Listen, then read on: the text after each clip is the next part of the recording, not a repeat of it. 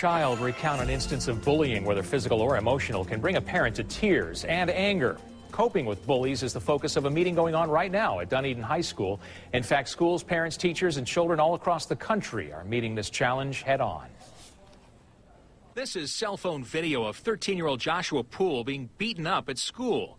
The West Palm Beach Middle School student claims bullying by a classmate escalated to this. And that's why I did get 16-year-old Gabby Pedrilla also was constantly harassed. being pushed down the stairs, being punched in the face, constantly taunted. It got so bad, Gabby became extremely depressed and then had thoughts of suicide. I think the hardest thing for me then was being able to articulate. Psychologists say bullying is a way for someone to gain social power over their peers.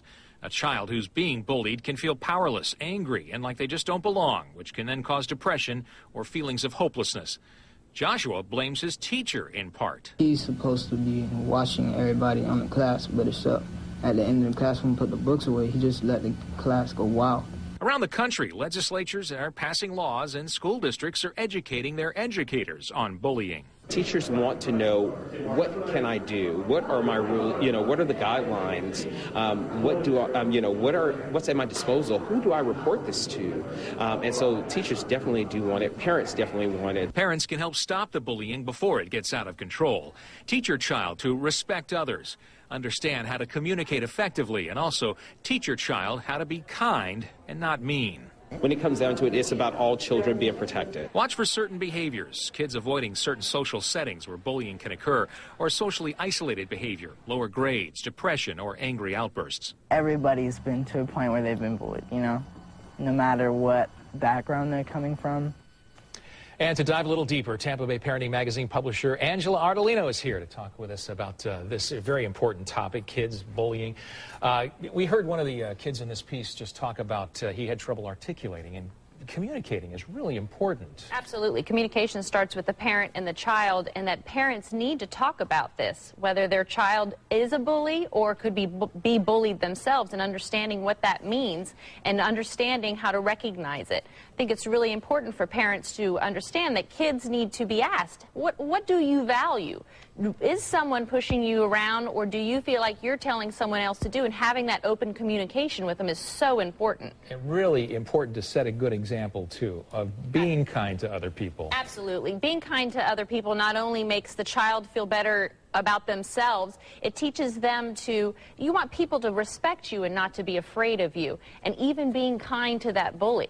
If the bully is being mean, I would find the best thing for the kid to do is to go, why are you doing that? Why are you being mean? That's not necessary. And actually befriending that bully, and then they would probably make a friend and not so much a bully or an enemy. Yeah, it's a tough thing to teach kids, but sometimes you can see that light go on. Absolutely. I think the best thing for parents to do is to watch their children in social situations. I know in one of my situations, I watched my stepdaughter play with one of her friends and was very, very aware that she was bullying my stepdaughter, and asked her about it. Did you like when she started going through all your things and borrowing things?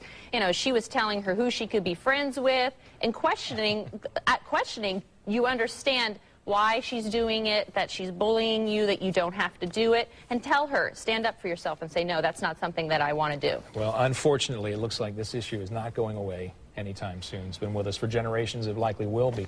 But I guess the key here is really empowering kids to know how to deal with it. Absolutely. Kids and self-confidence is the most powerful thing that they can have. If they have a set of value systems that they believe in, they understand why other kids may not have such a nice situation at home and why they're acting out that way, understanding why their behavior is like that, and them being confident is the best tool that they can possibly have. All right. Terrific. Good advice. And if you missed any of those points, you want to share this with another parent, perhaps, just go to our website, abcactionnews.com. You can also find help with a variety of parenting issues on the Tampa Bay Parenting website, tvparenting.com. And Angela's going to be back with us next week to talk about building holiday traditions. That's right. It'll be fun. Thanks for joining us. Thank you.